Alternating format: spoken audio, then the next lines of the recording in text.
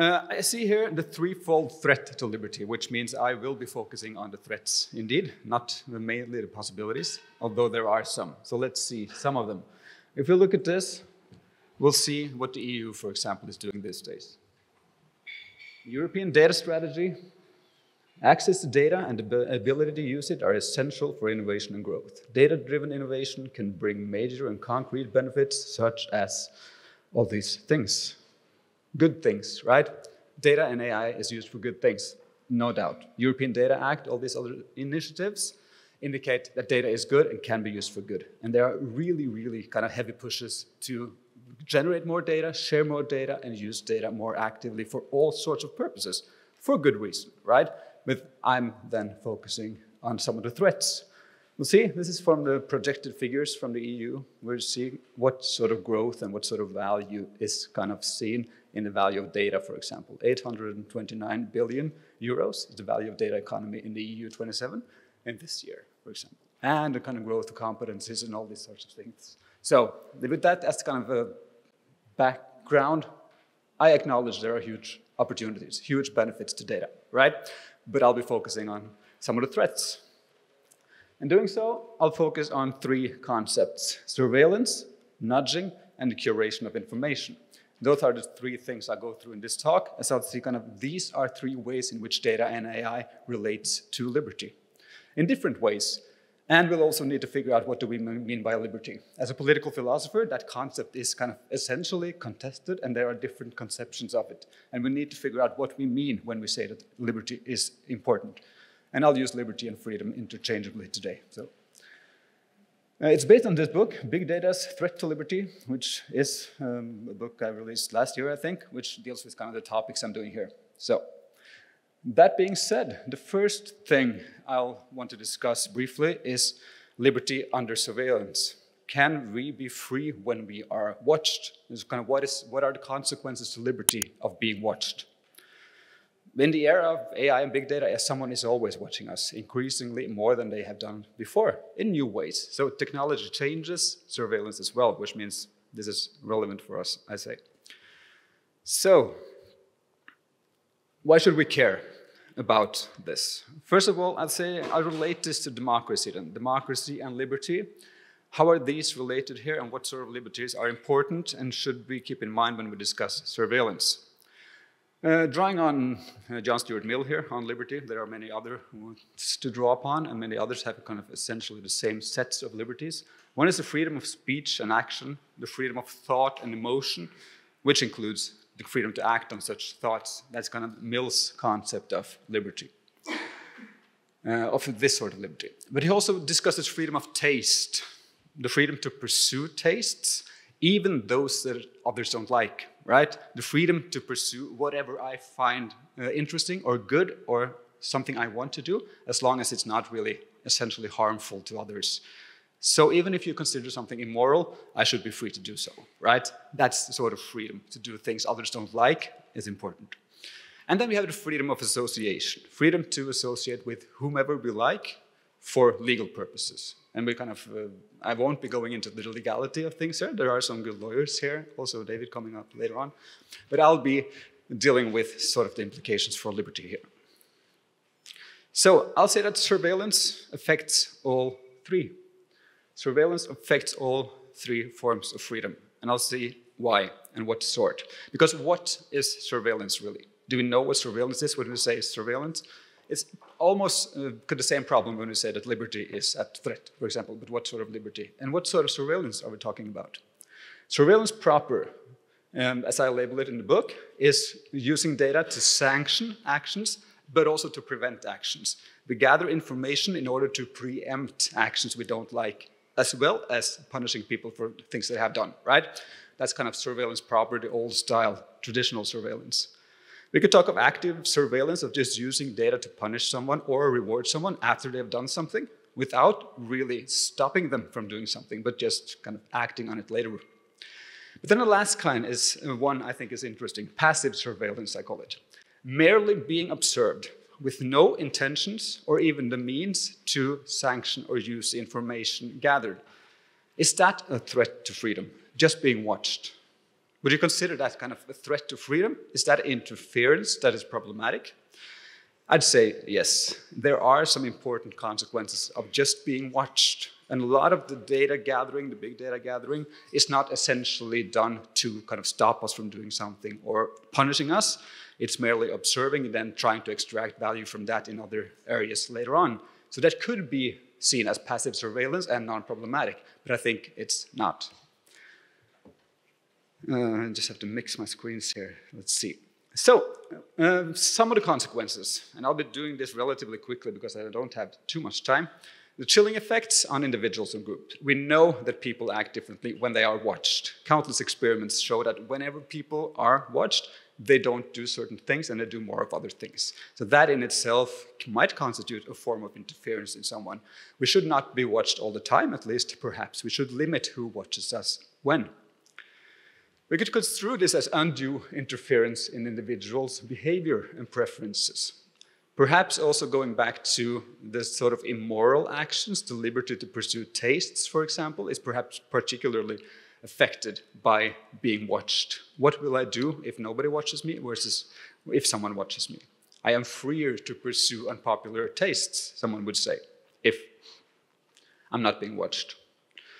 Then we have the security-related risks and data governance-related issues. And this relates more to kind of traditional liberal kind of reasons not to allow unlimited data gathering and access.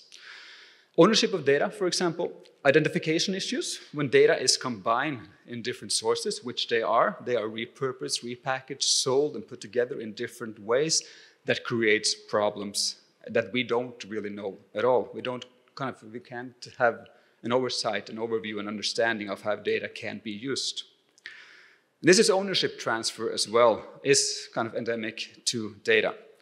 And that goes for public data and it also goes for private data. And we see a lot of the public initiatives revolves around trying to get businesses to share data with government and getting the government to share more data in order to drive innovation in the private sector. And these are our data, right? So we should have some sort of say in kind of what would we want our data to be used for. And I think also of interest is the future usage of data, because there is an unknown potential always for data to be used tomorrow for purposes that we don't really realize or understand today.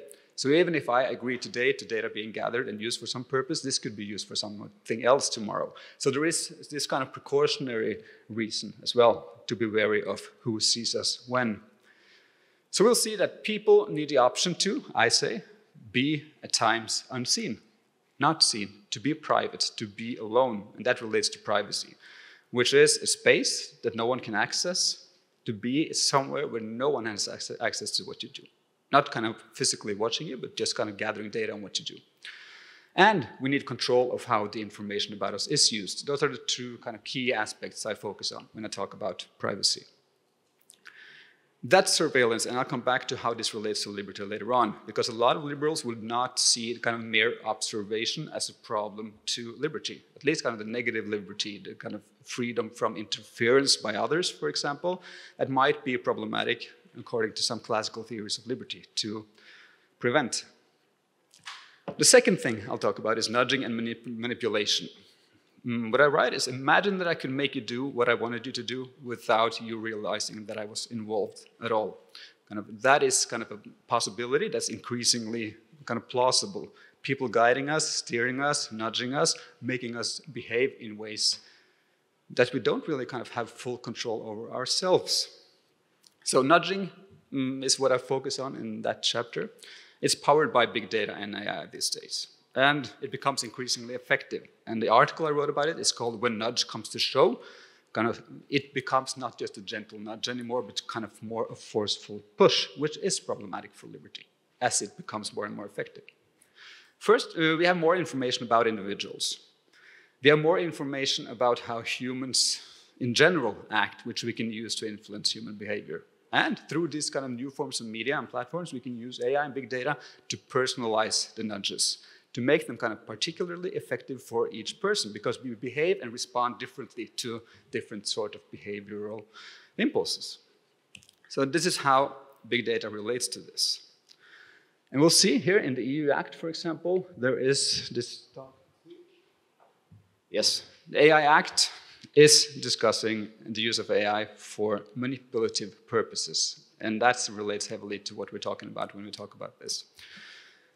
Some of the articles I focused on when I talked about this is one, when nudge comes to show, and the other one is what I call psychological interference, liberty, and technology. And this is where I kind of tried to draw the line and draw an analogy between psychological interference and pure kind of traditional forms of physical interference. And that might be problematic to some, and I'll get to that, and you might question that later on. But I'd say that there are ways to influence people psychologically that can be construed as interference and thus potentially problematic. And this is all mainly discussed from a liberal standpoint. Also written about the autonomous choice architect and how a lot of nudging is kind of AI-powered these days with another author here. And I contrast nudging with rational persuasion, right? So this is kind of going back to this kind of classical ideals of kind of in an ideal world. I can persuade someone, I can be persuasive. We can't really say that that is illegal or that shouldn't be done or that is interference in a way. But playing on kind of behavioral biases, psychological cognitive biases in order to get people to do something that they don't really want to do, that could be construed as problematic. But it's a difficult line to draw, for sure. But the things to consider here is that through personality profiles, we get more data on people, and data is power in this sense. We can go back to Thomas Hobbes, and we can say that knowledge is power. So the more you know about a person, the more power you have over a person, I would posit or argue. I also said that all data is personal. All data is, in a sense, behavioral. We could say that we're just collecting data on processes at work, not your personal data, for example, but it's really easy to tie that to personal affairs. So I think it's difficult to maintain this sort of boundary between personal and non-personal data. And I also argue, which might be problematic if you are of kind of a liberal inclination, that privacy is a public good. There are really important network effects related to privacy, which means that your approach to privacy, your privacy, influences me. So if you go by the harm principle, for example, I could say that if Frank is very kind of liberal and doesn't really care about his privacy, and he met me yesterday and shared things about our meeting yesterday and our kind of what we're doing and how we relate to each other, kind of your personal data contains information about me. There are relational network effects here that indicates that people should not be free to fully kind of determine how to deal with privacy themselves. So that I deal with this kind of from an economic common good, public good framework to say that it's a public good where we have market failures that indicate that government should perhaps prevent certain forms of data gathering in order to protect this public good that people can't really control themselves. So that could be problematic, I don't know. In general, I think also using nudging in the sense we do is not really the kind of democracy I want, at least, not the kind of democracy most liberals would want, where we actively use nudging and kind of rely on paternalism to get people to do what someone else wants them to do.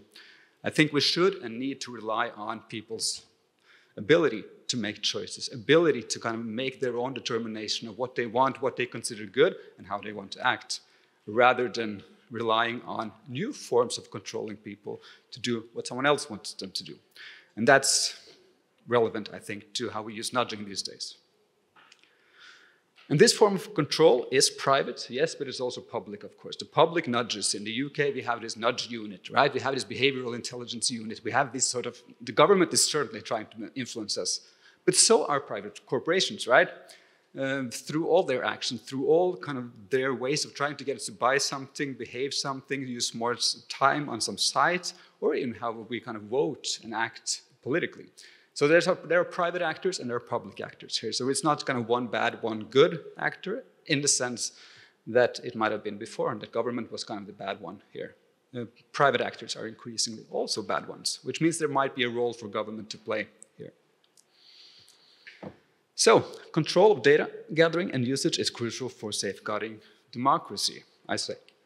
And I proceed to the final form before discussing what these different sorts of liberty are. And this relates to what you just heard in the first talk. The curation of information. How do we deal with information in modern society?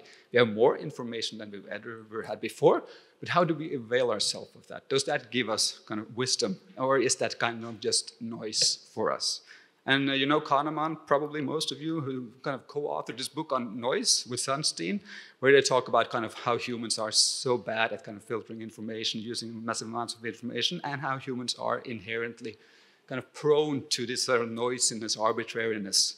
And they are kind of heavily promoting the ideal that algorithmic governance can help individuals make better decisions, right? Remove this human kind of nuisance from decision making and make machines or kind of use data and AI to kind of make better decisions, to override faulty human beings, right? And that is deeply problematic, I think. So curation of information relates to this. I said it poses a threat to individuality, autonomy, and the very foundations of a liberal society. But I'll also see that this is kind of the most difficult one to tie directly to liberty. But I think we can manage to say that this is a problem related to liberty as well.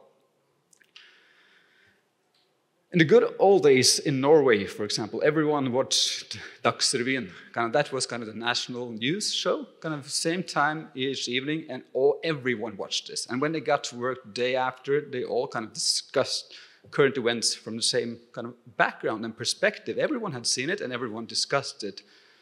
I don't know how it is here, but in Norway, very, very few people watch this now as compared to before, because people get their news and information from their own kind of personalized sources. So curation of information has transformed what used to be this kind of common ground for discussing things into a very kind of private and personalized sphere. And this is where it ties into a lot of the bubbles and echo chambers, which I'll come to shortly. In the US, for example, a lot of people, a high proportion of people get their kind of use Facebook as their main source of news today. So the kind of social media is a huge source of this. People, young people at least, use YouTube, for example, for news as opposed to watching TV. Twitter, I use it a lot. Google, the Twitter might be the antithesis of this dialogos, right? We have this kind of very short form, very kind of superficial interactions, some would say. But I would also argue that there's deep engagement and that I learned so much from this. So there are kind of definitely good things about this as well. But the problem is that when AI and big data meets human psychology, we get some challenges, some things that could turn personalization into polarization when we use algorithms to kind of filter information, to curate information. It's two problems, and you mentioned both of them before. I'll just discuss them in a bit more detail. So, polarization is increasingly a problem in most societies. Some people kind of debate the reason for polarization. A lot of people say it's just quite lazy to blame social media, to blame algorithms, right? And there's a big discussion about kind of the strength and effect of filter bubbles. That is theoretically real, yes, and that it's real to a certain degree, yes, but people are disagreeing about to what extent this is the cause, the main cause of polarization. So I'm not arguing that, but I'm arguing that this is important and that it's a real phenomenon. And this relies on psychological processes. Selective exposure. When we get news from Facebook, for example, I can select and choose the information I like, what appeals to me, what I kind of find pleasurable and interesting.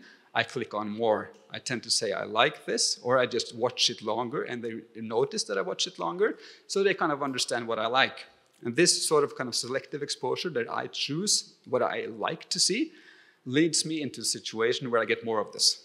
I get more of what I like, more of the news and media that I like. Most social platforms do this. Very few are kind of built on the premise that they want to challenge what I like, that they kind of give me information I don't like, right? Because I would stop visiting the platform. There's competition in this world, right?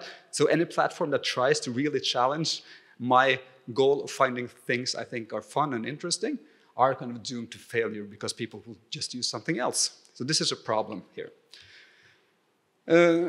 Similarly, we have confirmation bias, which was also mentioned before. This first relates to how we search for information, what information I want and search for. The other one relates to how I interpret the information I get. And we tend to interpret it not in an objective and neutral way. We also discussed that before, right? So we tend to kind of twist the facts as well as find the facts we want. So there are kind of these two mechanisms at play that could create a situation in which individuals that rely solely on social media, for example, get not this sort of broad set of perspectives that they could kind of integrate, but a really razor-thin version of the world. Problem then being, you would have a totally different conception of the world than I, right? So that creates a problem. Once we are headed in for discussion at work the next day, we didn't watch the same news show and can kind of discuss that. We might have completely different conceptions of what the world looks like and what's at play. And that's a problem, I think. But it's not just information that we filter, right? We filter people as well. On Twitter, I can say, Frank tweets something stupid. I can say, not interested, mute Frank, block Frank, right? We can do this with people as well. So it's not just news. I can do this with people as well, which creates the kind of companion problem related to echo chambers. The same mechanism we have here. We can do the hide post. I can snooze someone. I can unfollow someone. So it's really easy for me to filter people as well, which lets me create the communities I like. I might create kind of a perfect community online of people very interested in Thomas Hobbes. They just love kind of discussing Hobbes and how good Hobbes was, right? I could create this community, and that would be my world. It's good, right? But it's different from the world of old, where you had to meet other people. You were forced to kind of relate to what someone with completely different opinions and views of the world from you meant and said. And that includes a loss. The problem then, so what, right? So where does that take us? Why is this a problem? We get more extreme messages in these echo chambers. We have the problem of fake news and kind of the more, less kind of means and kind of less arenas, fewer arenas for challenging this sort of fake news, for example, because they come in a sort of context and setting where people are prone to accept this news. This is perhaps also very much related to the first talk. We have this empowerist foundation of understanding each other. We don't really understand what others are doing or saying or what their kind of basis for saying something is, which is a problem. We get different and very narrow worldviews. And that could be a problem, I think. So this is based on the article that I call The Tyranny of Perceived Opinion, because this is where I relate this to liberty. Because there is this sense online that people, kind of those around you, feel something, that they expect something of you. You get kind of your expectations, the opinions kind of that you perceive about those around you are shaped and manipulated and influenced heavily by human actors. Could be the government, but mainly not government in terms of social platforms. These are mainly private actors that are shaping your perception of the world, your social arenas, who you relate to, who you hear, what you see. And so there is this sort of tyranny concept that we might use here. We could go back to Tocqueville and we could go back to Mill and talk about kind of the moral power of those around us. That's kind of tyranny of the majority. You see, Barber, in discussing Tocqueville, talks about kind of there is no tyranny more dangerous than an invisible and benign tyranny, one in which subjects are complicit in their victimization and in which enslavement is a product of circumstance rather than intention. So this happens not because someone necessarily wants to impose the tyranny of some sort of opinion on us, but we create it ourselves. And we are partly at fault because it's our behavior that does this, right? And if Meta's purpose is mainly to drive kind of traffic on their platform and sell ads, this is not their intention to kind of make this happen, but it's still a problem. And the way I relate this to liberty is that I say that liberty requires, in addition to kind of freedom from physical interference, an absence of social and psychological interference as well. These forms of domination that are far less tangible, far less visible than someone jailing you and putting chains on your arms and kind of locking you in a room. Everyone would realize and recognize that as kind of a theft of liberty, interference with liberty. But it's not that easy to do it with these sorts of phenomena. But I think that they are still interesting. I also think that access to and exposure to a broad array of information is a requirement for the development of individuality. And even very kind of those most classical liberals proponents of negative liberty as kind of freedom from interference say that we have to ensure the sort of minimum capabilities and the sort of minimum requirements for that form of liberty to be meaningful. People have to have access to some sort of information, and they have to have the information required to make meaningful choices. After that, they say, fair game, right? But there is this sort of minimum sphere that we have to ensure, even for liberals. One reason why this is important is to kind of prevent subjectivity and communal values from developing in lockstep coincides. So she says, what is privacy for? Preventing this sort of union between subjectivity, what I feel, and what those around me feel. So we have to make sure that there's this little space around us that we can be free in. Closing off, I'll just discuss kind of how do we relate this to liberty. Isaiah Berlin is one of kind of those most famous for talking about liberty in political philosophy, at least. He discusses two concepts of liberty: a negative form of liberty and a positive form of liberty. And we'll see, how does AI and big data impact these two forms of liberty? Because negative liberty is traditionally seen as the absence of interference, mainly kind of physical interference and also interference by human actors. So how do we see this with autonomous technologies and mainly psychological factors at play? Is this not a problem for liberals? Or I say it is, and it should be. So negative liberty first is about kind of external human attributable impediments to action. Someone preventing you from doing something you would otherwise have done. That's kind of a form of interference that infringes on your liberty. I am free if I am free from interference. That's sort of liberty. No liberty lost, for example. How can we construe mere observation? Just someone watching us in order to kind of make something more optimal, for example, in society. How can we construe that as human attributable impediments to action? We have to go into these sorts of effects on behavior, how it kind of changes our behavior, how it prevents us from doing things through associating very high costs with doing something, for example. Social costs. It could be non-monetary costs. It could be non-kind of physical costs. So maybe by some interpretations, because observation has clear effects on behavior, it violates certain boundaries and removes options. And we could also say that some do. I don't really rely on that argument, but we could just say that privacy is a right, right? I have a right to privacy, so whenever someone invades that right, it's a kind of reduction of liberty in the sense that it deprives me of my rights. We could do that, but we could also just say that this is a form of interference, which we might not like. So all these forms of interference only occur when surveillance is overt. That's the next problem. If we accept that psychological force and being observed changes behavior, what about someone observing me without me knowing that I'm being observed? Because that wouldn't change my actions, right? I wouldn't know. I would do all those immoral things, the debaucheries you talked about before. I could do all those things without knowing that anyone watched me. So how would that be interference then? Then we would perhaps either have to realize on this kind of right to privacy, but kind of struggle a bit with why, or we might see that we need a bit of a broader concept of liberty to deal with some of these effects. That is also kind of the companion to negative liberty is positive liberty, which takes us into kind of what Berlin perceived as a very sinister form of liberty, right?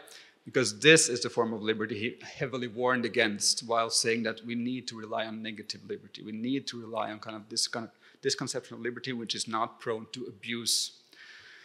This relates to self-mastery, autonomy, enabling conditions, and kind of being free from internal constraints.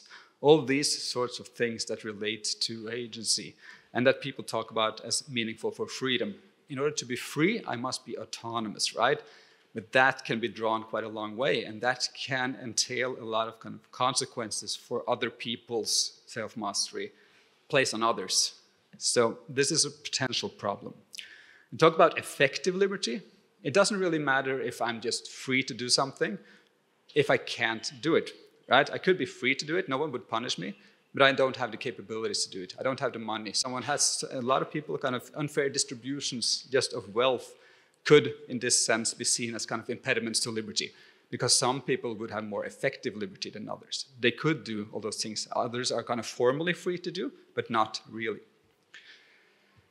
And they talk about this a space in which to develop the capacities for being free. And this concept, some people say, and Berlin accepts that this is part of negative liberty, but that this is really about this kind of empowerment and making people autonomous agents capable of free action.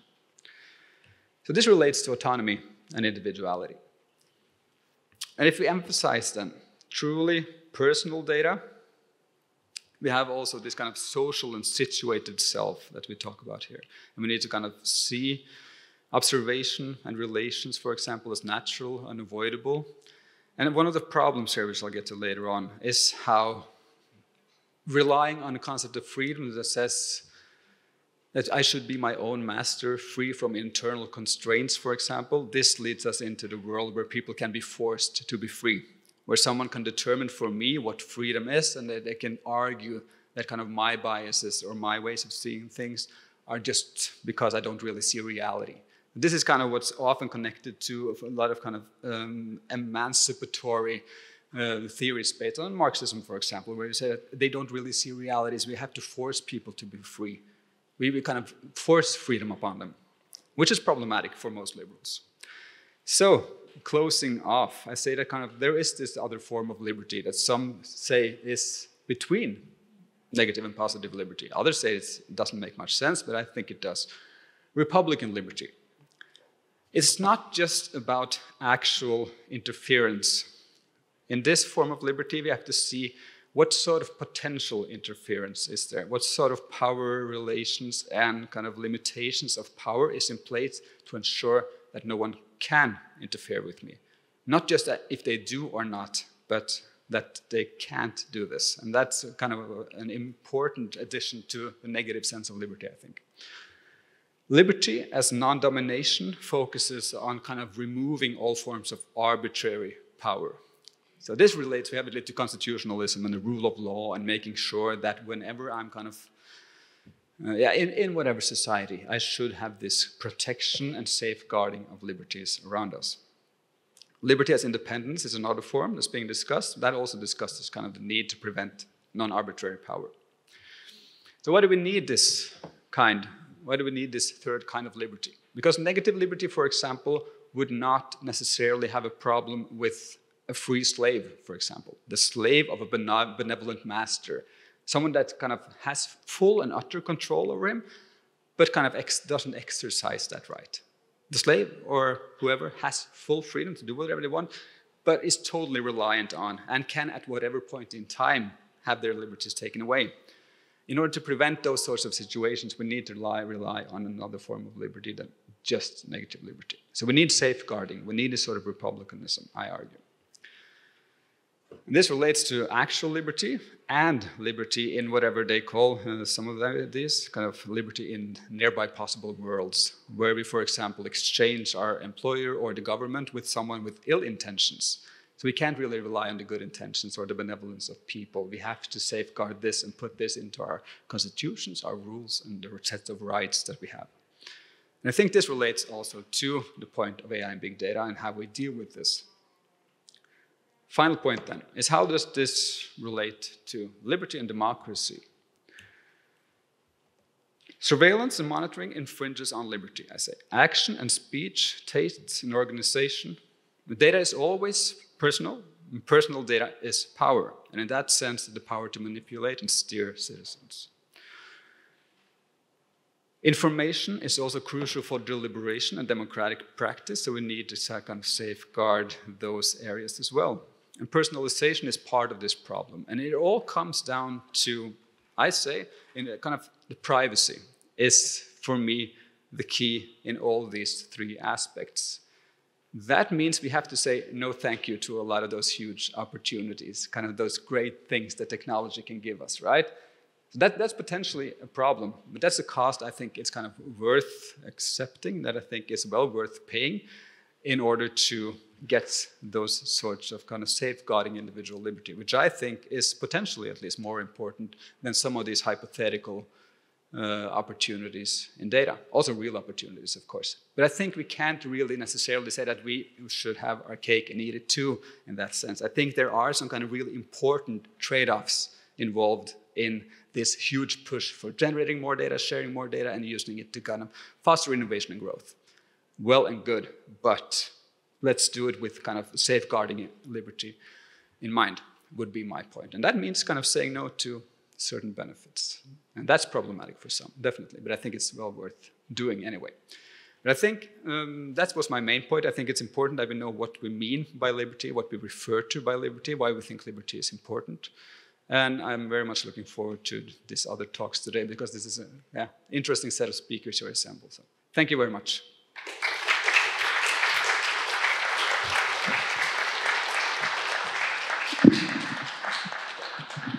Before we start, there was actually a very good remark that I got.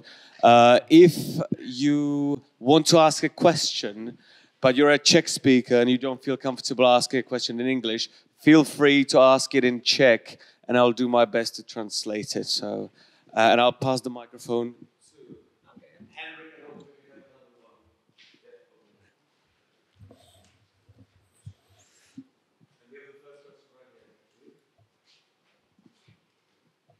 Tak já jsem ten případ, který si netroufne ve své špatné angličtině to vyslovit, tak poprosím, jestli Adame to přeložíš. Okay. Já si myslím, že otázka, jestli mají mít právo platformy moderovat, není úplně přesná nebo není úplná a zkusím ji doplnit ze dvou hledisek. Okay, so Olga is saying that the question whether the platforms have the right to moderate is not exactly precise, and he would like to add to it and ask for your thoughts. První aspekt je, že když se někdo rozhodne podnikat takovým způsobem, že vytvoří veřejný prostor, tak se tím vlastně sám vzdal určitých svých, jako řekl bych, vlastnických práv a musí respektovat něco, co patří k veřejnému prostoru. So the claim is that if somebody decides to create a business, that essentially its purpose is in creating a public sphere, then that has the implication that he has to forego some of the rights that he might have as a private business in other areas. And is there another? A druhý doplním na základě srovnání v České listině článku 17 a 18. Článek 18 se týká shromažďovacího práva a ještě možná to... Okay, and the second question is based on Czech law, namely on the list of fundamental human rights that we have. One is the right to gather.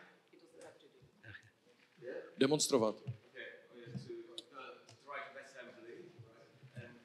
A tento článek se realizuje z hlediska státní moci, že když jsou dvě demonstrace, tak tam nastoupí policejní kordony a sledují v zásadě dvě věci. Když někdo zvedne transparent, promiňte mi to takhle přeženu, Židi do plynu, tak po něm skočí a sejmou ho. A druhý aspekt, že když jedni vytlačují, přetlačují, druhé narušují, tak zasáhnou. A takhle stát prosazuje základní lidské právo.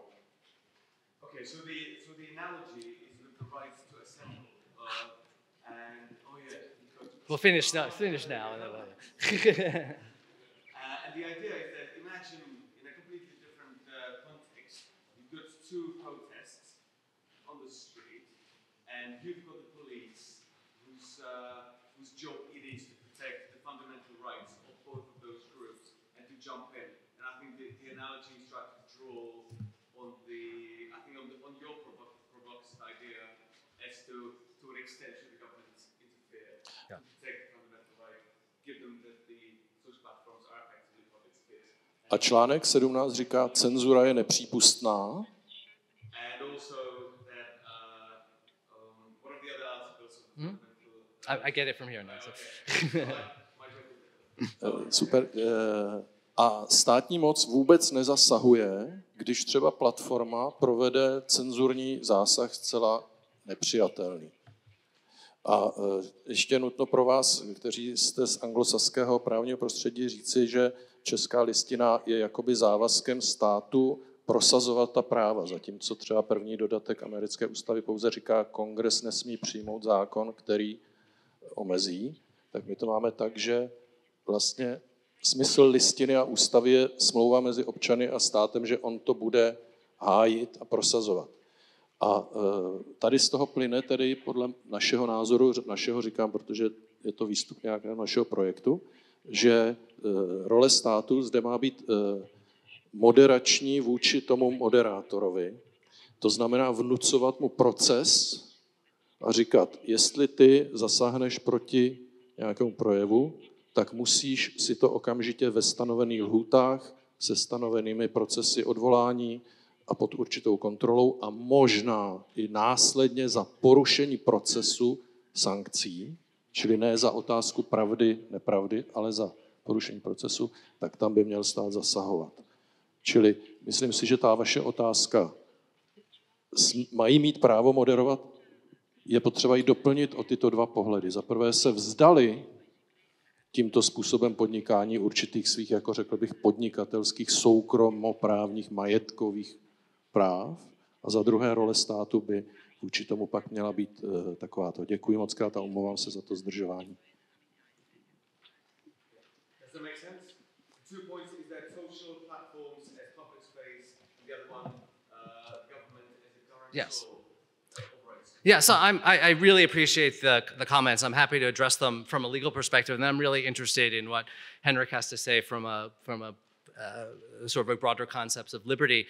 The idea of that you have some obligation of controlling a public space in the U.S. We call this a public forum law, and this is an argument that has been made. It was really the first argument that was made when there were efforts. First argument was made in courts where there were efforts to impose legal obligations to carry certain speech. Courts rejected that. I think it's correct. The sort of legal technical reason it was rejected under U.S. law was that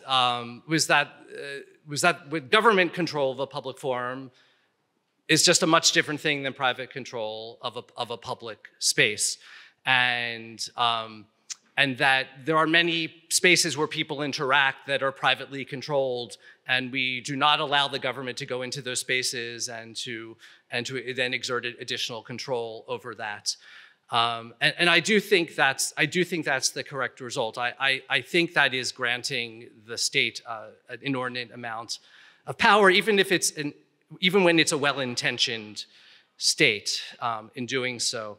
I think the other point you raised regarding a positive right for freedom of expression is a very compelling point. As you noted very correctly, in the U.S. we do not have a positive right for freedom of expression. It's a negative right that the government cannot interfere with. We had a Supreme Court decision, not this past term, but the one before, which really sort of talked about a positive right for freedom of expression for the very first time. That was in the context of a school where that maybe school administrators had an affirmative obligation to support and lift up students' rights. That was really the first I'd ever seen of a notion of a positive right.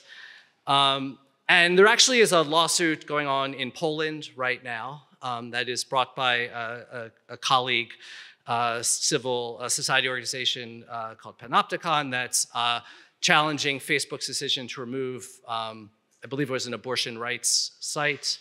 And so I believe that's important. I feel that I have a hard time separating the benevolence of democratic societies seeking to do good from the threat of other states seeking to do bad, which is a threat I see every day. It's a threat we're seeing right now with Iran just shutting off Instagram, but I really don't want to say that it only exists in either times of crises or in what may be considered non-democratic states.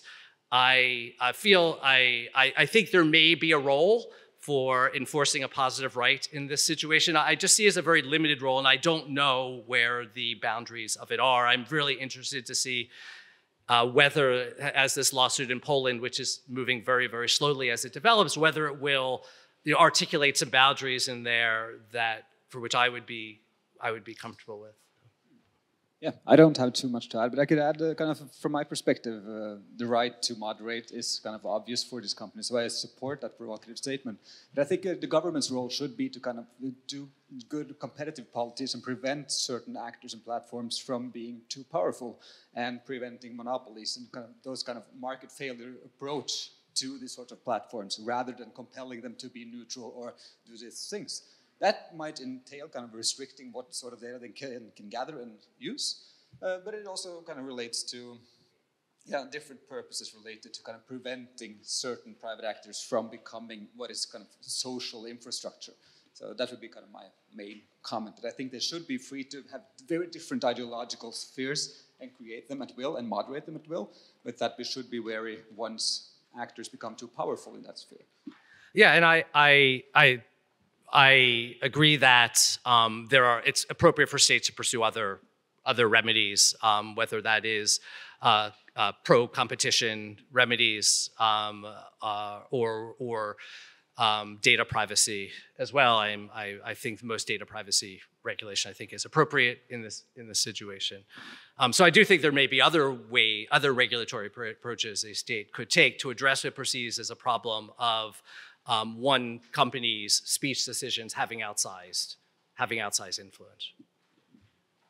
We talk a lot about decentralization in this approach, in terms of structural decentralization, sort of decentralizing the web and having more interactive and interoperable services.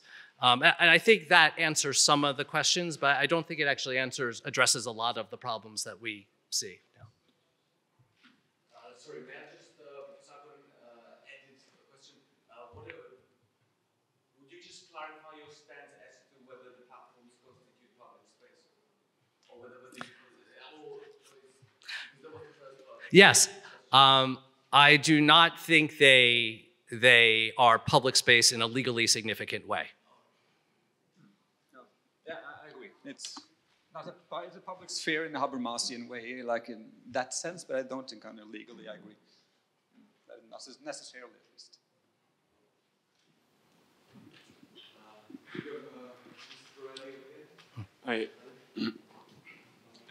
Microphone, yeah. Oh, no, sorry. I'm sorry, I will try to be brief. I understood that you are okay when a private corporation does the moderating. And I wanted to ask, what's your position on when state does it? I have two examples from Czech Republic. One, we have illegal gambling regulation, where when some gambling site isn't allowed by the state says, I will write you on some list, and ISPs have the obligation to block you. That's one, and it's imposed by the law and by the decision to write you on the list. And the second one, more recent one, is the situation which encountered after the Russian invasion in Ukraine, when the government made recommendation to domain register to block all pro-Russian disinformation sites, and the register did it without any legal obligation, just as they said that they have in the terms of use, that you shall not impose risk on online safe space or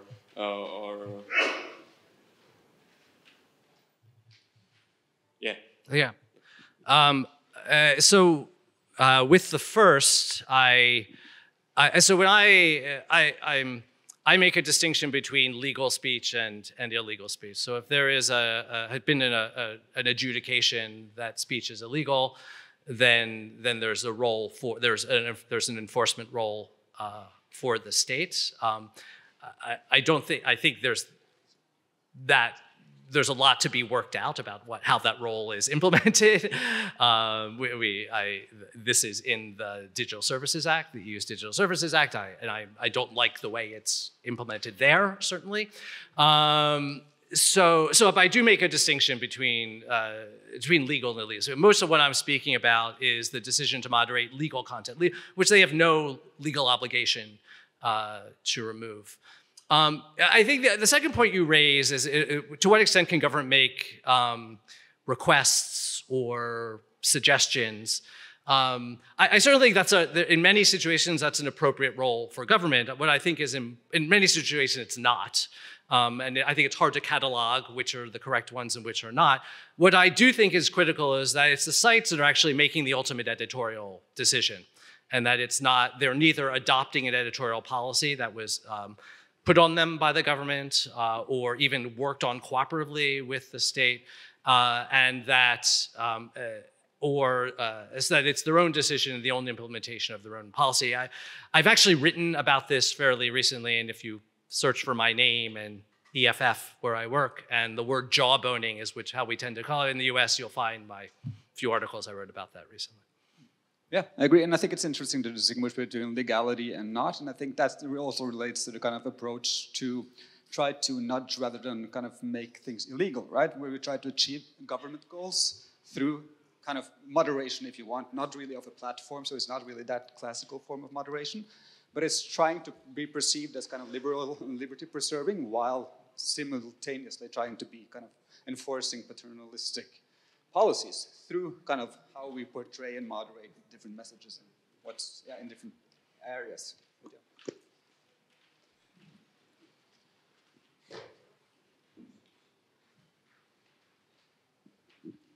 I really like a lot of what you guys were saying. The first speech, the one thing I wasn't really sure about is your ending, because you essentially re-raised a problem that was first raised in the 19th century, which is the pressure of public opinion.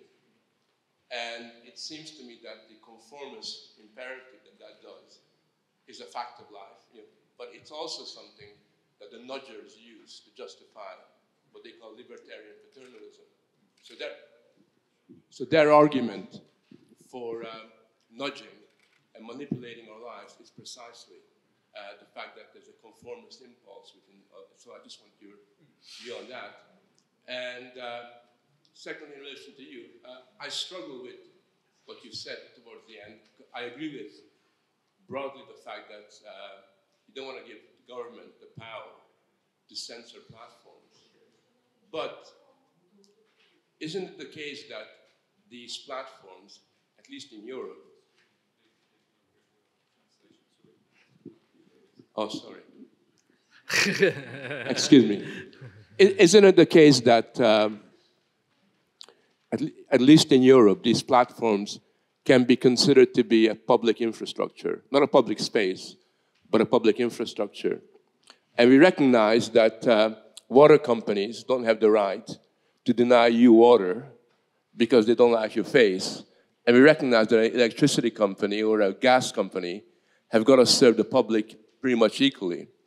So therefore, there is, to me, a conundrum here, because if the reality is these are infrastructures that the whole public uses, and if we don't provide equal public access to it, that is a real problem. So the question is there a way of reconciling your understandable desire not to allow the state to step in and censor with the public's need to have an access to an infrastructure that they should really have a right to have access to?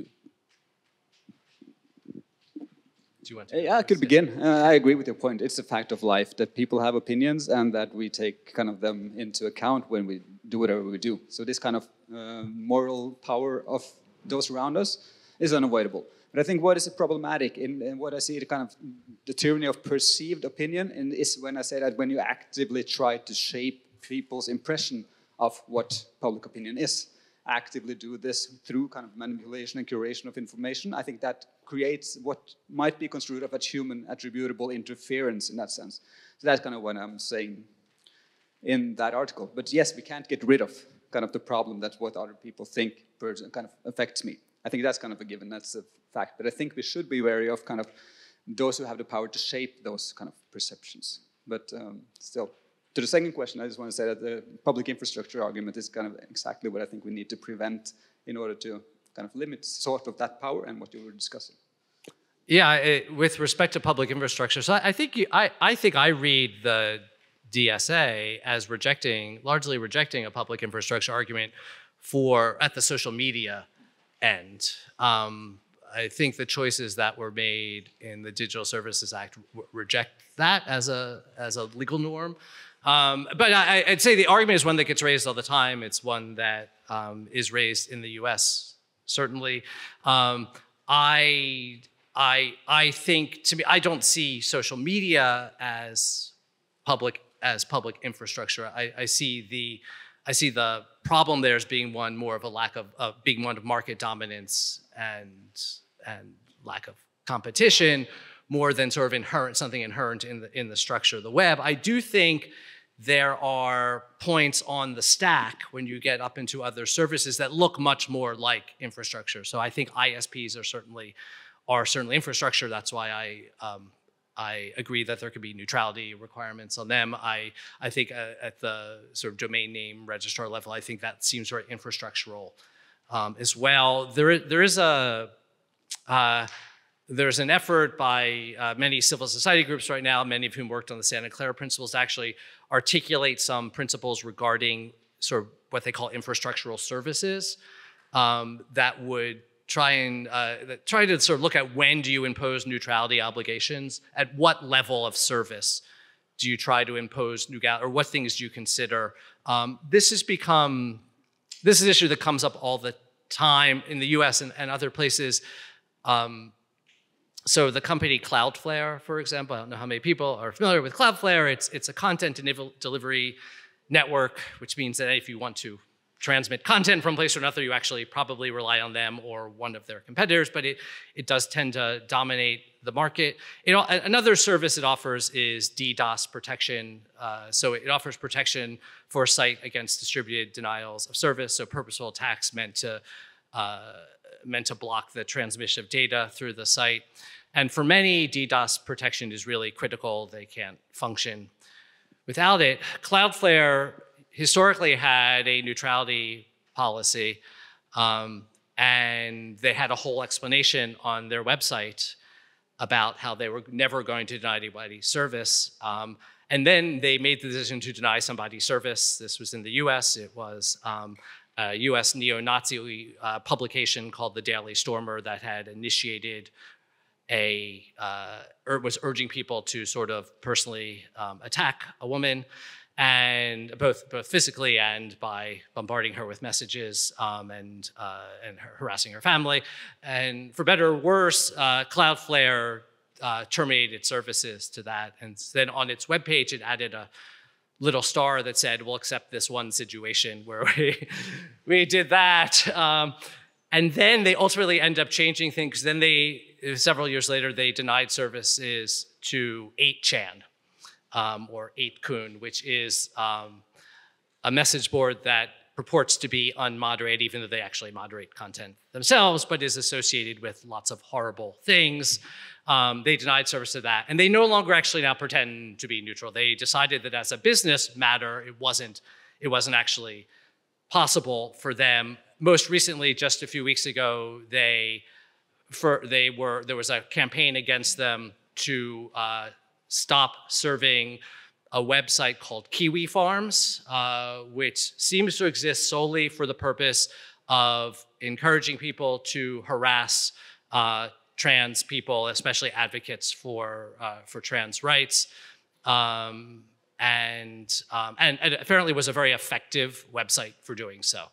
And there was a campaign against Cloudflare to have Cloudflare deny them services. Cloudflare first said no.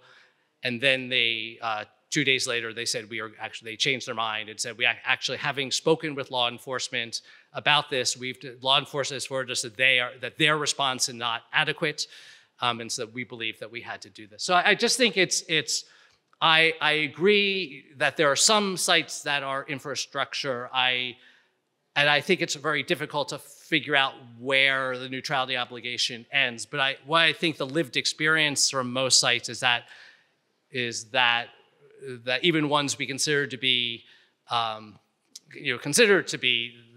like the pipes of the internet aren't really actually able to function without doing something. So, for better or worse. Yeah. You could just add what I forgot your first question. You could use nudging to kind of get people out of conformity. And Sunstein has written the book called Conformity, right? But I think it's kind of the libertarian paternalism. I really don't buy that argument. It would be more, to me, kind of paternalistic manipulation. Instead, kind of when that agenda of playing on biases in order to get people to change behavior. And the norm nudging, for example, is one kind of particularly effective nudge. And that relies on just kind of telling someone that other people do this, right? This is what most people do, for example, because that's effective in getting people to do something. So it's a kind of really a manipulative way to just use that sort of need to conformity as well in nudging. So nudging can be both. It can be used to kind of put small seeds here and there to kind of make people aware of other opinions, but it could also be used to more forcefully force people into conformity. So I think it's kind of a dual-edged sword. And I think what I refer to as nudging is the non-explicit forms of nudging, because just giving someone information, for example, that's rational persuasion. That's not really nudging as I refer to it, but they refer to it elsewise. All right, unfortunately, we don't have any time for more questions, so please give hands to the gentleman.